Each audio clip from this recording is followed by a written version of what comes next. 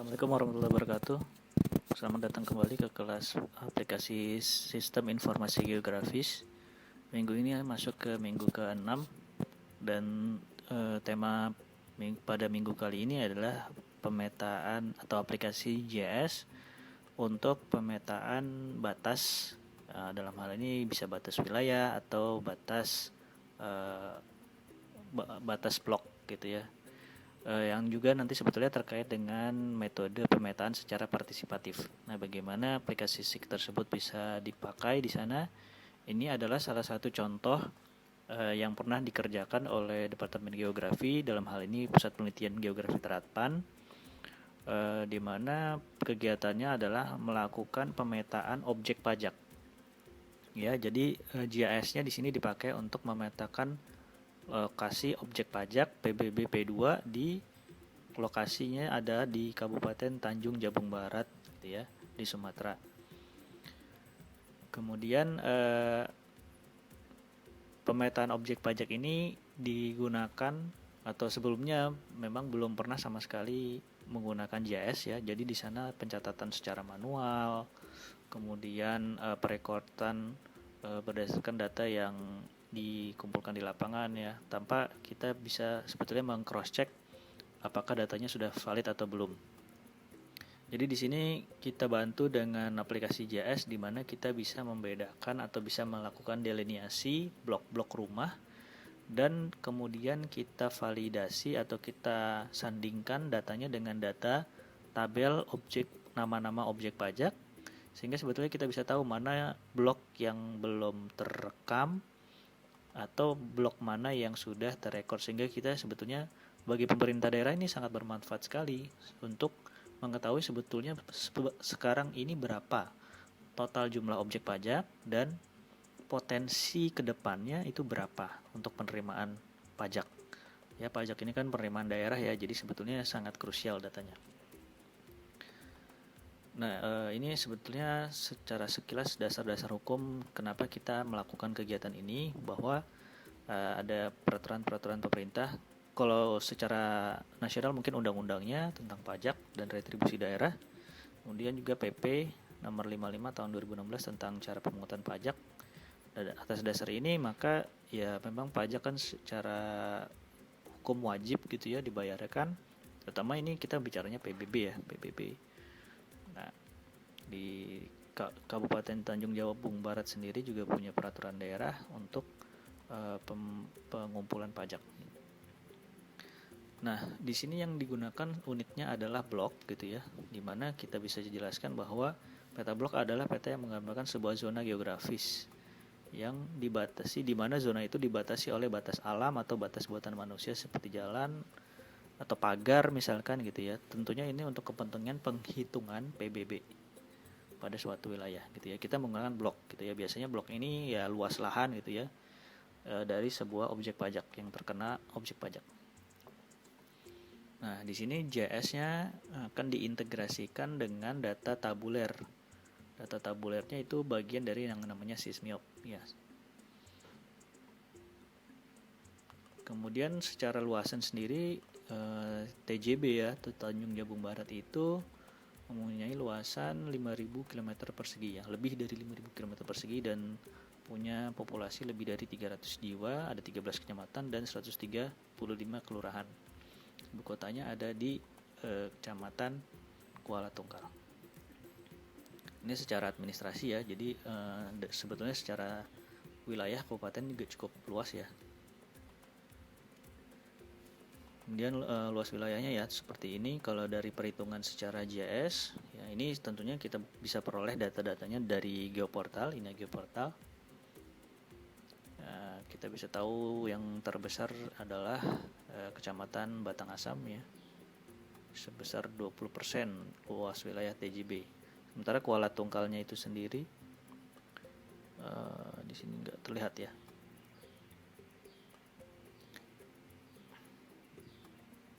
Kemudian ini penggunaan tanah, datanya kita peroleh dari BIG tahun 2014. Kalau dilihat sebagian besar warna hijau ya, perkebunan ya, itu memang tidak terkena PBB ya. Nanti memang fokusnya ada pada wilayah yang punya permukiman yang luas gitu ya. Kemudian secara jenis penggunaan tanah paling banyak adalah penggunaan tanah perkebunan, bisa dilihat tadi, sementara permukiman dan tempat kegiatan hanya sekitar 0,6% dari seluruh luasannya. Memang ya daerahnya tidak terlalu ramai ya, beda seperti wilayah urban. Dari hasil kegiatan sebelumnya di tahun 2018 sudah berhasil dipetakan sebanyak 32.329 gitu ya. Jadi hampir 100% ya list dari NOP atau nomor objek pajak itu berhasil dipetakan.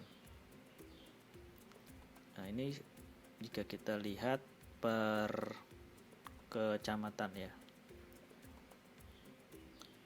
Nah, untuk lokasinya sendiri nanti kegiatannya kita pertama memang fokuskan di bagian utara ya. Di sini memang kota kabupatennya di sini ya, Tunggal Hulu tadi yang memang kalau kita lihat di penggunaan tanah itu paling banyak permukimannya di sana ya. Ini ya, sebelah sini.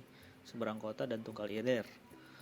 Bukan Tunggal Hulu ya, Tunggal Ilir itu adalah daerah yang padat gitu ya. Dan sana mungkin banyak sekali objek pajaknya dan kita akan mulai kegiatannya di sana. Ini sebetulnya udah kegiatan kedua ya, jadi sebelumnya sudah pernah dijalankan ya, tahun 2018 itu sudah dijalankan dan ini diperluas ya wilayahnya karena memang targetnya ini seluruh kabupaten gitu ya. Tapi kita memang fokus dulu pada wilayah-wilayah yang memiliki permukiman yang banyak.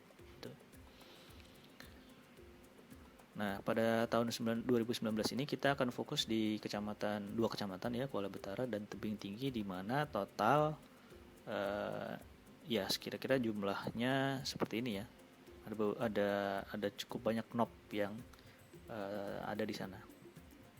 Satu lagi adalah Merlung dan Pengabuan gitu ya.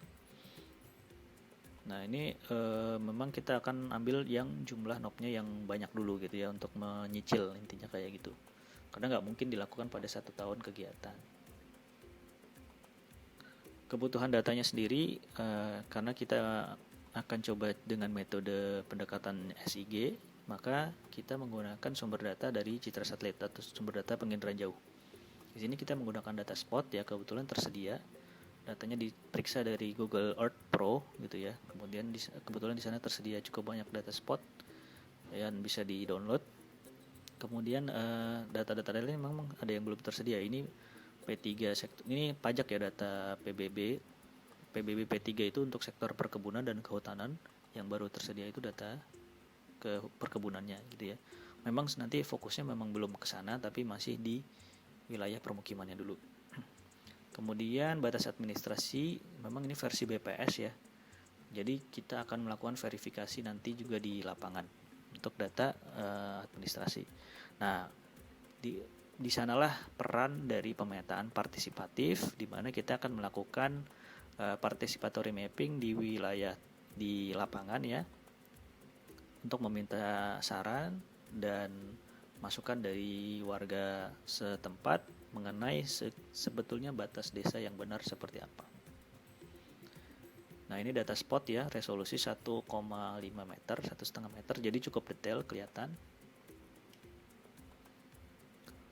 Awalnya kita bermaksud menggunakan data spot, tapi begitu kita lakukan pendetailan ternyata datanya tidak direkomendasikan karena untuk skala besar dia hilang kedetailannya gitu ya, sehingga kita menggunakan data citra CSRT ya, yang diperoleh dari Google Earth ya, kebetulan banyak tersedia di sana dan bebas awan, jadi kita bisa melihat batas blok atau batas bangunan dengan lebih jelas untuk membedakannya.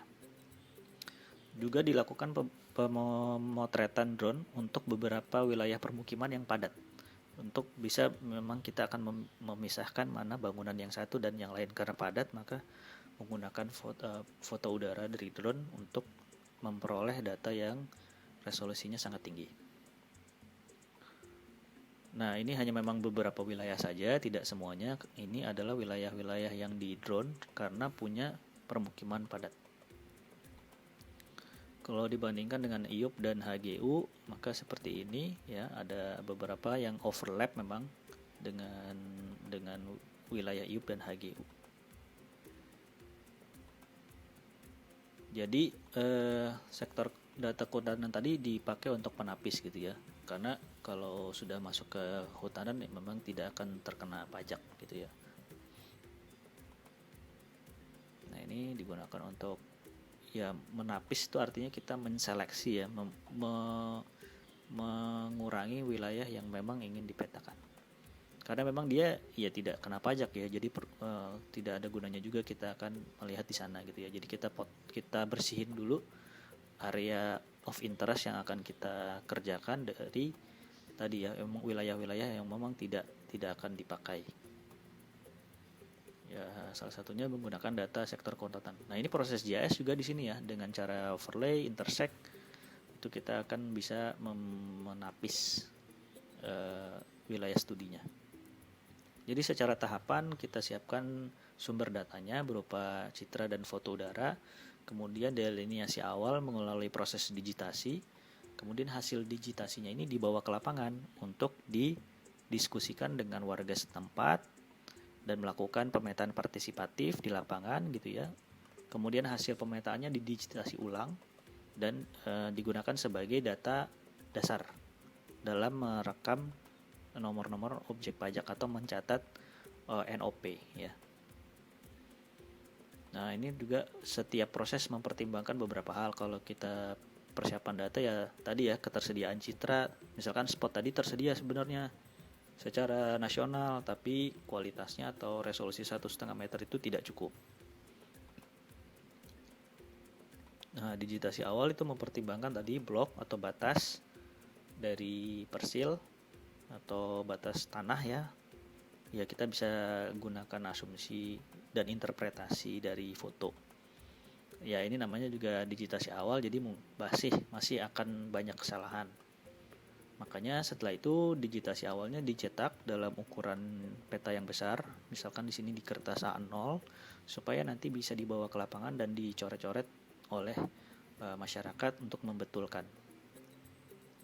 Nah, kegiatan pemetaan partisipatifnya juga bekerja sama sebetulnya dengan pihak-pihak di daerah seperti kantor desa, kantor kecamatan gitu ya, terutama untuk batas nih, karena masalah batas cukup krusial sehingga untuk menjelaskan batas dibutuhkan orang yang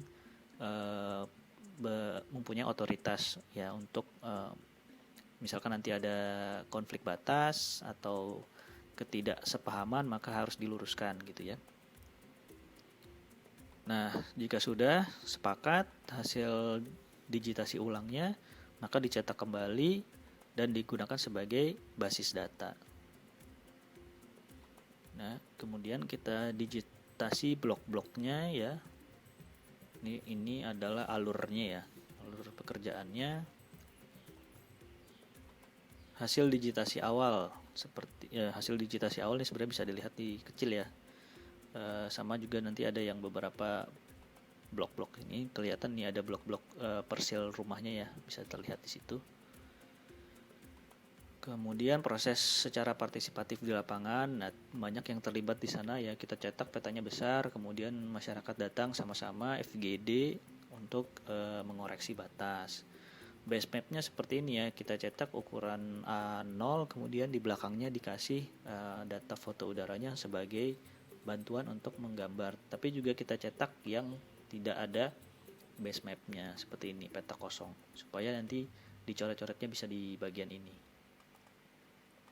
Nah ini proses input data, jadi ini udah kita digitasi dan udah kita proses melalui proses partisipatif tadi, dan kemudian diinput deh atributnya sesuai data yang ada gitu ya.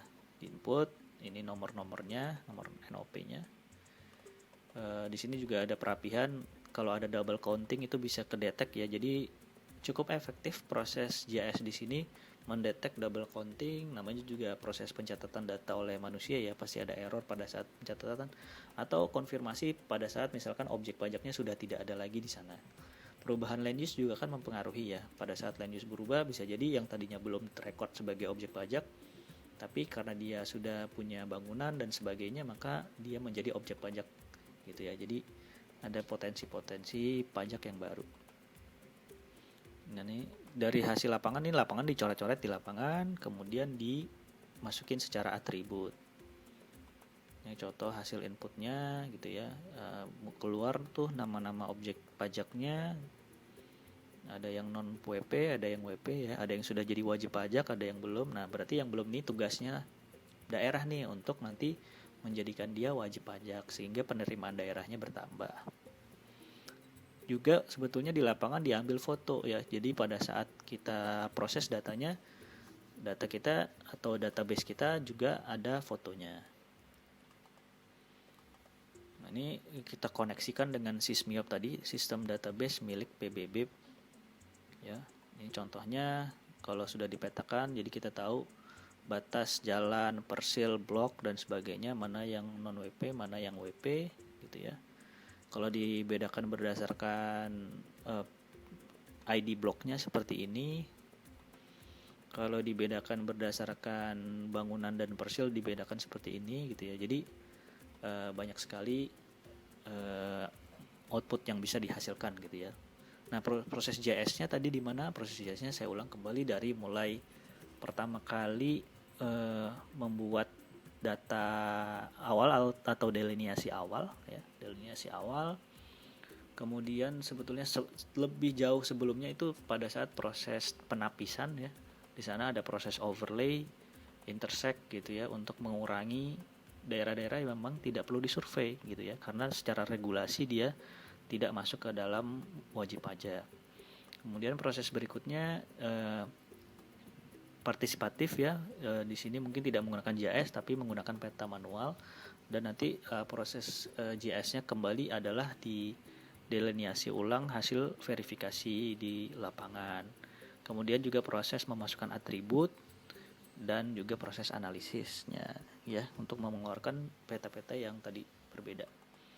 Ya, ini tentunya sangat membantu pemerintah daerah ya, khususnya untuk merekam data-data pajak mereka, mencatat double counting ya, membetulkan kesalahan-kesalahan data, dan secara otomatis juga membantu pemerintah daerah untuk memberikan atau menghasilkan peta batas yang benar sesuai dengan apa adanya, dan masyarakat juga bisa menerima gitu ya, karena melalui proses yang secara partisipatif gitu ya, murni dari mereka gitu ya. Kita hanya memfasilitasi untuk menggambarkan dan memetakannya saja.